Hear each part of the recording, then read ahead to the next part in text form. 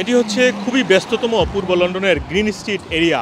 এই গ্রিন স্ট্রিটে আপনাদেরকে আমি একটা জিনিস দেখাতে চাই, সেটি হচ্ছে পুলিশের পক্ষ থেকে বলা হচ্ছে সতর্ক থাকতে, street robbers R targeting phone users in this area, metropolitan police এবং নিউহ্যাম কাউন্সিল এরকম সাইনবোর্ড দিয়ে বিভিন্ন রাস্তার এইরকম ওয়ালের মধ্যে পুলিশের পক্ষ থেকে সতর্ক করা হচ্ছে।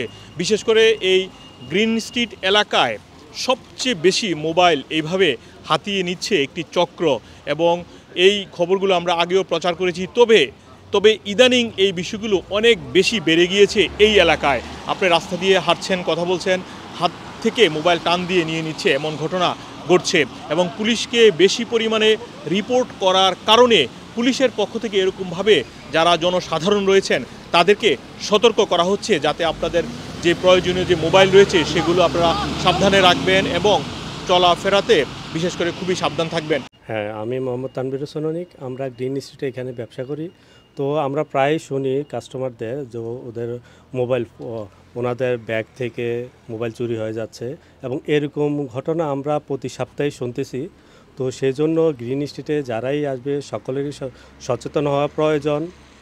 নিজের মোবাইল এবং নিজের যে পার্স এগুলা সাবধানে রাখা প্রয়োজন। এবং পুলিশও কিছুদিন আগে এখানে সাইনবোর্ড দিয়ে দিয়েছে যে এই গ্রিন স্ট্রিট এখানে সবসময় মোবাইল চুরি হয়, এরকম ঘটনা ঘটে।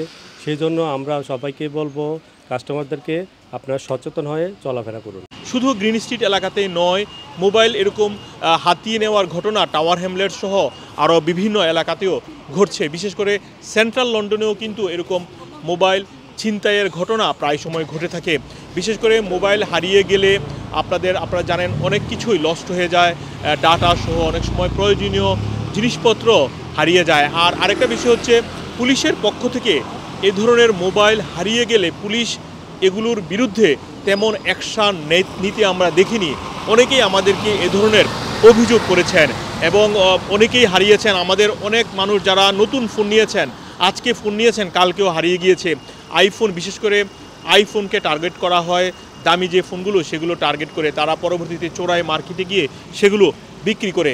তাই পুলিশের পক্ষ থেকে জনসাধারণ যারা রয়েছেন তাদেরকে এভাবে পুলিশের পক্ষ থেকে সাইনবোর্ড দিয়ে সতর্ক করা হচ্ছে, যাতে আপনারা যখন আপনারা রাস্তায় চলাচল করবেন আপনাদের প্রয়োজনীয় জিনিসপত্র, বিশেষ করে মোবাইল সাবধানে রাখার জন্য।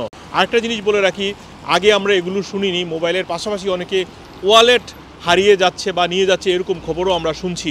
তবে এসব ঘটনা বিগত দিনগুলোতে যুক্তরাজ্যে খুবই কম ঘটতো, তবে ইদানিং এটি বেড়ে যাওয়ার কারণে মেট্রোপলিটন পুলিশের পক্ষ থেকে এভাবে সতর্ক করছে জনসাধারণকে। মোহাম্মদ আব্দুল হান্নান, 2A নিউজ, যুক্তরাজ্য।